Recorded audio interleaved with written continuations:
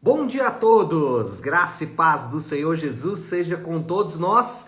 Uma ótima quinta-feira para todos. Hoje é dia 24 de novembro de 2022. Seja muito bem-vindo ao nosso devocional de hoje. E nessa quinta-feira, caminhando aí a passos largos para concluirmos mais um livro da Bíblia. Desta vez vamos concluir o livro das Crônicas.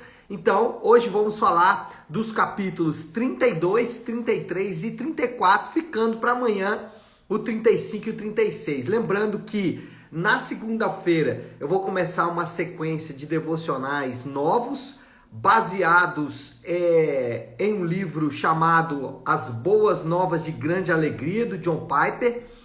Esse livro faz um devocional ali em preparação para o Advento, em preparação para o Natal. Então, a partir de segunda-feira, os devocionais vão ser direcionados aí para o Natal e obviamente, né, especialmente para a encarnação, para o nascimento de Cristo. Se você quiser, esse livro está disponível em PDF. Tem um link aí na bio do meu Instagram. Você pode entrar lá, tem lá Boas Novas de Grande Alegria. Você clica e baixa o PDF para você poder acompanhar, porque a dinâmica do nosso devocional vai mudar um pouquinho a partir então de segunda-feira. Mas, falando da maratona bíblica, vamos hoje falar de 2 Crônicas 32 a 34, e o tema do devocional de hoje é o último avivamento. É óbvio que é uma questão histórica, né? Porque vai falar do último grande avivamento do povo de Deus enquanto monarquia, mas também nos lembra daquele último grande avivamento que nós estamos aguardando. Permita-me ler aqui um texto com vocês, que está em 2 Crônicas 34, 3, que diz assim: No 8º ano de seu reinado, sendo ainda bem jovem, ele começou a buscar o Deus de Davi, seu predecessor.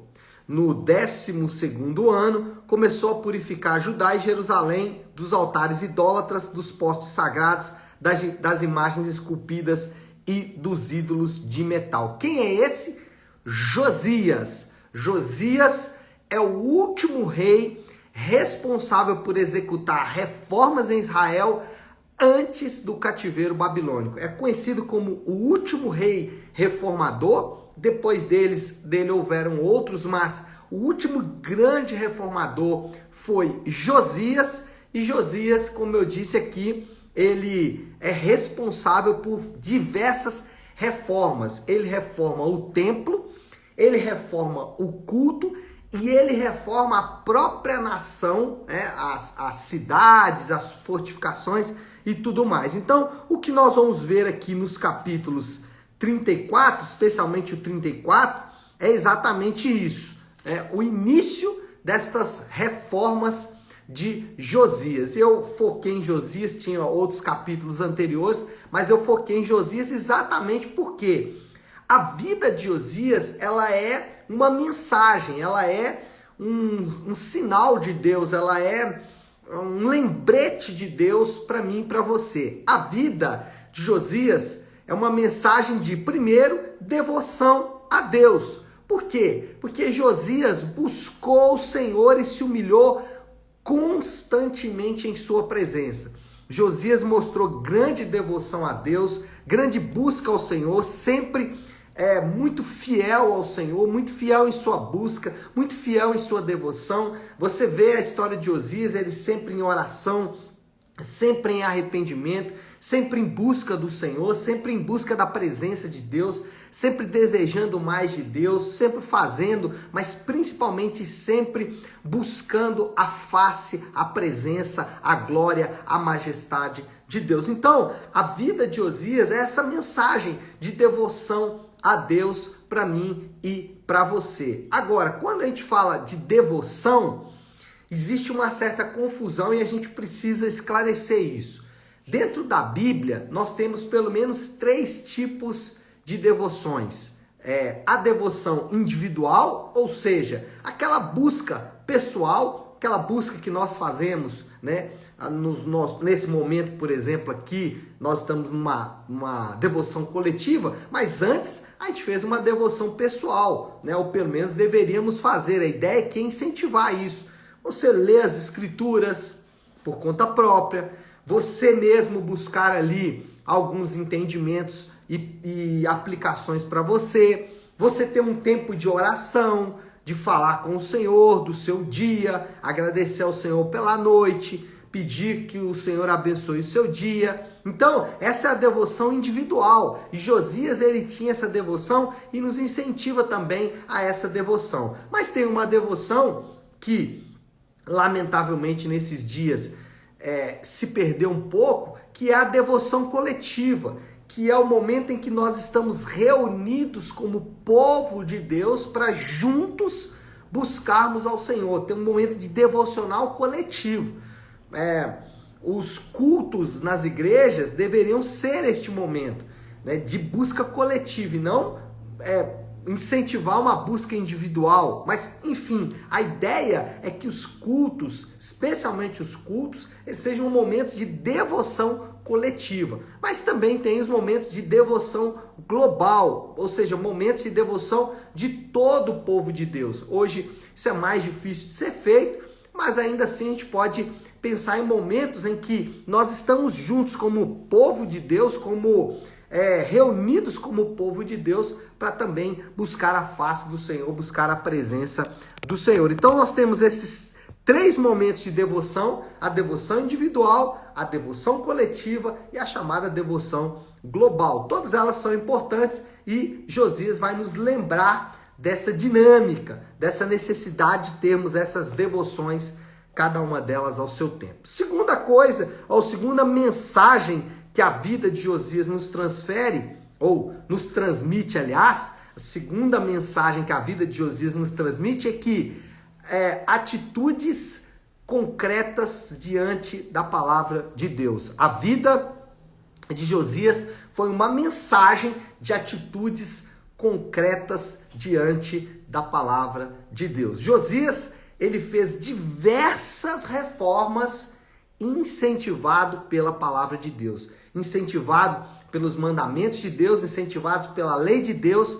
Josias fez diversas coisas, fez coisas com o que ele ouviu, obras com o que ele ouviu. Quando a gente fala sobre isso, é importante nós nos lembrarmos que a nossa fé deve ser recheada de obras.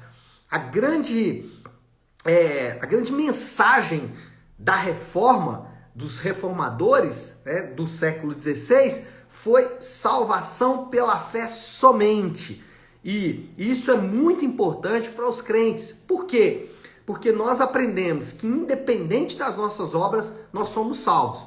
Porém, essa salvação obtida à parte das obras, essa salvação obtida além das obras, essa salvação deve ser recheada de obras. A ideia é aquele pão, né, que quando você morde ou quando você aperta, o que vai sair de dentro dele são obras, né? O pão é a fé, aquilo que nós cremos. Mas quando você aperta ali, o que vai esparramar são obras. A ideia é exatamente essa. Agora, você pode estar se perguntando, qual é o tipo de obra que eu devo fazer? Será que eu devo fazer obras de caridade, de ação social, tudo isso? Mas a Bíblia vai falar de 3 tipos de obras e elas não podem estar dissociadas, elas devem estar sempre acontecendo de maneira conjunta. Quais são essas obras? Primeiro, as obras de santidade. Então, o crente deve atuar, agir em direção à santidade. O crente é alguém que precisa lutar com todas as suas forças para manter uma vida de santidade. Segundo, obras de serviço. Quando a gente fala obras de serviço, nós temos que nos lembrar que essas obras de serviço têm sempre 2 aspectos. O aspecto individual, ou seja, quando eu sirvo alguém muito próximo de mim, um familiar, um membro da igreja, mas também, aqui é importante, as obras, o serviço a pessoas que não são da igreja. As obras de evangelismo, de missões, de ação social, de misericórdia. Então, essas obras, elas precisam estar juntas. As obras de serviço aos crentes da igreja e as obras de serviço àqueles que não são da igreja. Então, obras de santidade, o crente precisa agir de acordo com a sua fé, né? em direção à santidade, obras de serviço e, por último, obras de devoção. E aí eu falei já no ponto anterior sobre as obras de devoção, só para lembrar aqui, né? Lá eu não citei, vou falar aqui agora, mas você junta esse ponto com o anterior, que é oração, leitura da palavra, jejum e também discipulado, ou seja, aqueles momentos quando nós estamos juntos na igreja. Bom, a vida de Osias é uma mensagem de devoção, é uma mensagem de obras, né? Uma mensagem de atitudes concretas, ou seja, não adianta ficar só ouvindo e não fazer nada. E terceiro, a vida de Osias é uma mensagem de esperança, de restauração. Josias foi um raio de esperança em tempos obscuros. Josias, ele representou um momento em que o povo olhou para aquele tempo obscuro, para aquele momento de densas trevas que pairavam sobre a nação. Josias é aquele raio de luz, é aquela esperança em meio a esse tempo. E aí nós podemos nos lembrar disso, e a vida de Josias é essa mensagem. Nós nunca devemos perder de vista as promessas divinas de novos céus e nova terra. Como crentes, essa promessa tem que sempre encher o nosso coração. Nós temos que nos lembrar, somos peregrinos nessa terra. Irmão, não desfaz a mala. Não desfaz a mala, não planta raiz. Por quê? Porque a mensagem da palavra é: nós somos peregrinos, forasteiros. Daqui a pouco nós vamos embora. Daqui a pouco isso tudo vai passar. E Josias é essa mensagem de esperança, de restauração futura. O crente é alguém que tem profunda esperança, porque a sua esperança não está baseada nos tempos e nos métodos humanos, mas está baseado na promessa feita por Deus ao seu povo de que ele restauraria todas as coisas. Então lembre-se sempre, somos peregrinos, somos forasteiros, daqui a pouco vamos embora, daqui a pouco novos céus e nova terra. Então, essa é a vida de Josias, né? Uma mensagem viva, uma mensagem verdadeira, uma mensagem de devoção, uma mensagem de atitudes, de obras e uma mensagem de esperança. Moral da história, como que a gente pode pensar em resumir tudo isso que falamos aí sobre esse personagem icônico Josias? Bom, moral da história é: somos desafiados por Deus através da vida de Josias. Podemos ser mais enfáticos para servir ao Senhor por causa da nossa esperança futura. Quando eu falo de servir ao Senhor, temos sempre que nos lembrar: servir ao Senhor é servir ao próximo. Servir às pessoas da nossa família, da nossa igreja, mas também servir ao mundo. Servir àqueles que não conhecem o Senhor em evangelismo e missões. Então, nunca se esqueça disso. Essa é a nossa tarefa e Josias nos lembra disso, que nós podemos ser mais enfáticos, que nós podemos ser mais fervorosos em servir ao Senhor, porque estamos aguardando aí esse grande último avivamento. E aí entra o nosso desafio. Qual é a aplicação que a gente pode fazer de tudo isso que acabamos de ouvir sobre Josias? Primeiro, ore pelo avivamento. E aí você pode orar em dois sentidos. Você pode orar se você já anda com o Senhor, se você já serve ao Senhor, ore para que o Senhor avive o seu coração. Ore para que o Senhor aqueça o seu coração. Se você ainda não serve ao Senhor, se você ainda não está em plena comunhão com o povo de Deus e com Deus, é hora de você orar pedindo ao Senhor que Ele entre em seu coração, que Ele traga salvação à tua vida em obediência ao chamado do Evangelho que Ele está fazendo pela sua vida. Mas além de orar, faça algo pelo avivamento. Ore pelo avivamento, mas tenha obras concretas.